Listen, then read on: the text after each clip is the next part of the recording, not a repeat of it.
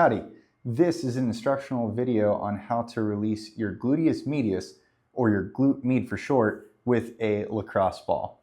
The glute med is a very important muscle for pretty much all of our daily activities to keep our hips and especially our low back and knees as healthy as possible.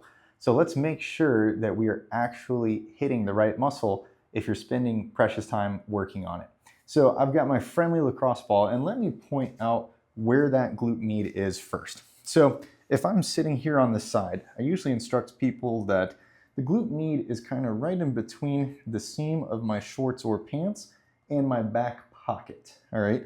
If I kind of go just below my belt line and go a little bit from that seam towards the back pocket, I might feel a little dimple in my glute or in my hip.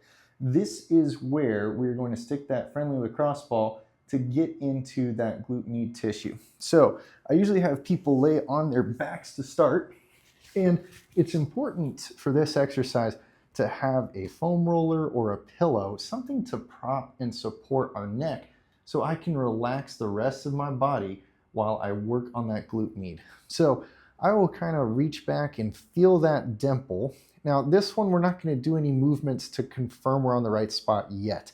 What we're going to do is kind of sit that ball in that dimple, and slowly I'm going to work my way until my body is pretty much perpendicular with the ground so that that force is pressing up into the glute med.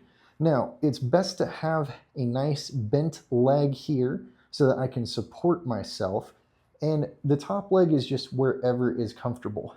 Now, I'm laying all my body weight into this ball. This can be pretty intense for a lot of folks.